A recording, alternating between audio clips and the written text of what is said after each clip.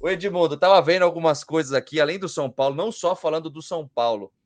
Eu não sei não se a gente vai ter esse campeonato todo que a gente está imaginando, viu? Só tem clube grande, só tem timaço, etc.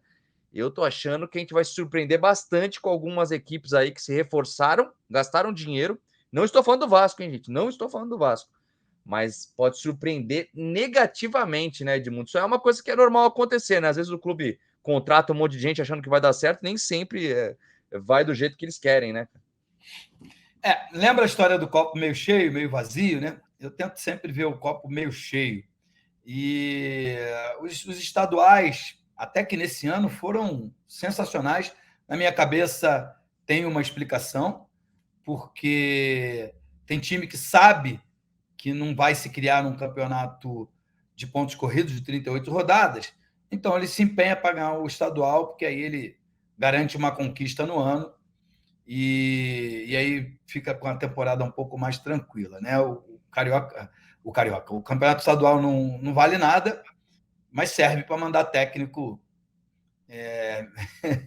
marrento embora. Eu acho que a palavra é essa. Mas, enfim, e acho que o Campeonato Brasileiro ele é diferente. Ele é encarado com um pouco mais de seriedade, as escolas são diferentes. Você joga contra muito time grande, que dá espaço, que joga e deixa jogar. Então, o futebol tem a condição de aflorar um pouco mais. Como é um campeonato mais longo, você tem mais tempo de maturar o seu trabalho. Então, eu acho que isso é necessário para o Vasco também. Estendo isso ao Vasco, né? Se fosse mata-mata, ficaria um pouco mais preocupado. Mas um campeonato de pontos corridos, você pode errar uma vez, acertar outra. Eu já disse aqui, se o Vasco ganhar os 4 primeiros jogos, isso não vai dizer que o Vasco vai ser campeão. E se perder os 4 primeiros jogos, também não vai dizer que ele vai ser rebaixado, porque é um campeonato um pouco mais longo e acho que os ajustes podem ser feitos durante a competição, por isso eu não estou tão pessimista. Eu estou otimista de ver um grande campeonato brasileiro. Vamos ver, né? Ô, Fabião, você esteve lá na coletiva do Luiz Melo, né?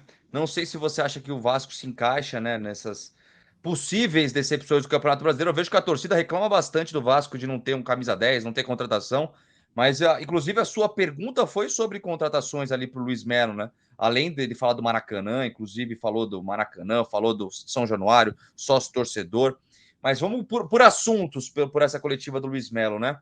O que você achou? Qual que foi ali de perto, pelo menos, a sua percepção quanto a contratações? A gente sabe que é o Paulo Brax que cuida disso, mas o Luiz Melo é o CEO, né, do Vasco da Gama aqui no Brasil.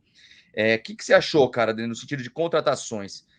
Você ficou mais otimista ou mais pessimista ali na coletiva? Eu diria que eu fiquei mais realista. Eu acho que essa talvez seja a palavra que se encaixe mais. Aliás, literalmente a 10 está vaga, né? A camisa 10 não tem hoje o dono, porque o Nenê foi para o Juventude. Então a camisa 10 está. Até fiz o tema hoje do Café Vascaíno, foi isso. Dá 10 para alguém do elenco ou espera para entregar 10 a um reforço que possa pintar no meio do ano? E citei, inclusive, o Edmundo, hoje na coletiva, porque eu vejo o Vasco historicamente, nas grandes conquistas, sempre teve uma referência. Claro que em 97 o Edmundo era a referência, mas quem estava com ele eram referências também, né? Você tinha Evaí, tinha Juninho, tinha Ramon, Pedrinho, Felipe subindo, Mauro Galvão, Carlos Germano, enfim.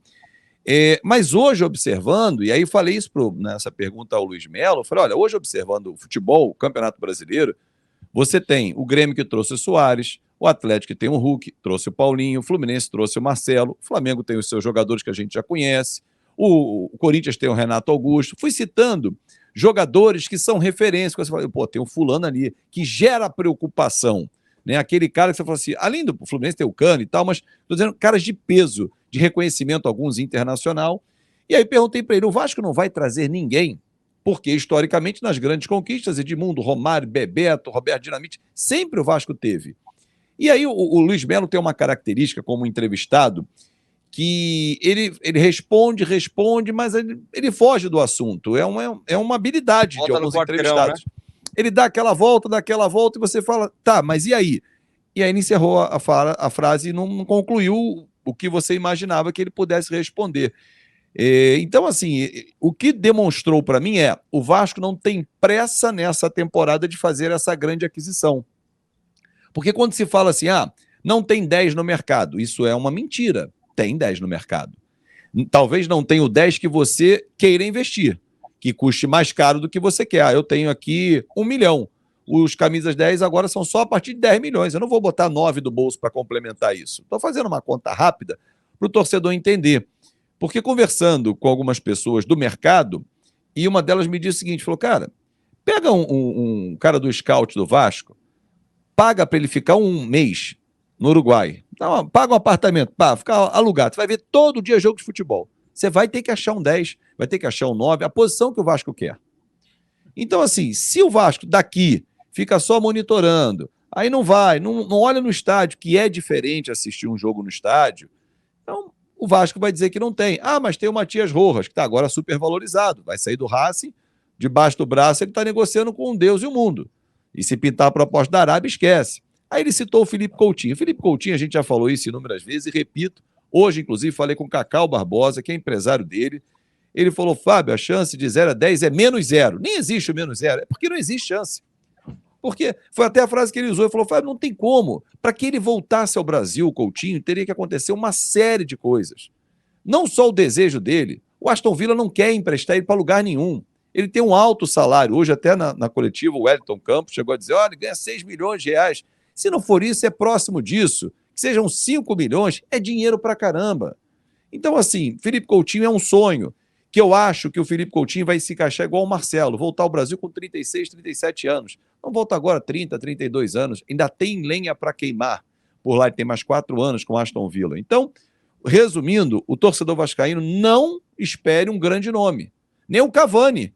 O Cavani está sob contrato com o Valência, mas o Valência está para ser rebaixado na Espanha. Podia ser um baita nome? mas já tem o Pedro Raul. Bota o Pedro Raul no banco, porra. Fica dali, trocando WhatsApp com a Yasmin e tal, não tem problema nenhum, né? Não tem problema, né? Mas tá assim, fazendo gol, o homem, hein? O homem tá fazendo gol, nem começou o brasileiro, hein?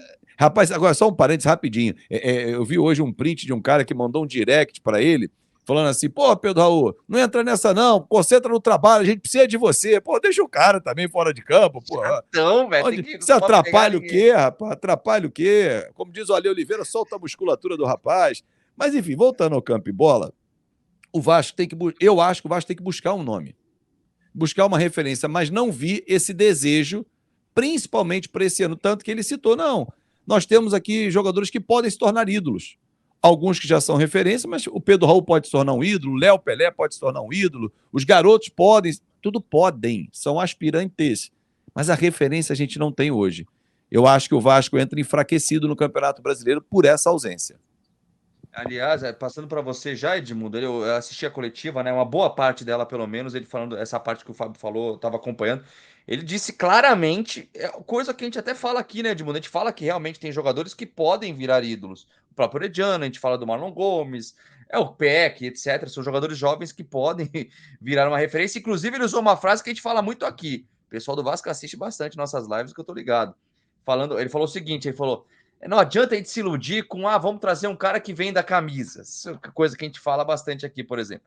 Mas o sentido de um cara que venda camisas não é o sentido de vai se pagar vendendo camisas. Não é isso que a gente fala. A gente fala que vende camisa, que traz confiança, que o adversário entra em campo e fala, poxa vida, olha o Coutinho ali, meu pai do céu. O cara já chega no começo do jogo e fala, ô Coutinho, no final quero trocar camisa com você, entendeu? É nesse sentido que a gente fala.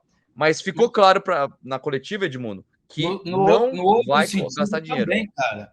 Oi? No outro sentido também é importante. O torcedor, quando está empolgado e feliz com o seu time, ele chega na loja e compra uma camisa e manda botar o número do jogador que ele mais se identifica. Isso também gera receita para o clube, através dos royalties. Enfim, eu acho o seguinte, é muito legal a SAF. O Vasco estava no fundo do poço e precisava ser resgatado. A SAF fez isso. Mas eu acho que não adianta também a gente enganar o torcedor vascaíno. O objetivo da SAF, em primeiro lugar, é lucro financeiro. Depois, o esportivo. E sempre vai ter essa discussão. A torcida querendo nomes importantes e eles dizendo que as referências estão dentro do clube. Eu também acho que tem muito jogador dentro do Vasco com potencial para se tornar ídolo. Mas acho que isso também passa pela forma de jogo, né? O Vasco tem um DNA ofensivo, tem uma série de coisas, de mentalidade que precisam ser mudadas, né? Não se faz um time competitivo só com molecada da base. Você tem que trazer um ou outro jogador que não vai te dar o retorno financeiro, mas vai te dar o retorno esportivo, o retorno técnico, né? Vamos falar muito bem claro aí. Pô, Edmundo, você é saudosista? Não, eu só estou dizendo de coisas que eu vivi. Hoje mesmo me perguntaram, qual o melhor time que você jogou? Falei, o melhor time montado foi o Palmeiras, mas o melhor time, como é que eu falei a palavra? Não está me fugindo aqui. Construído?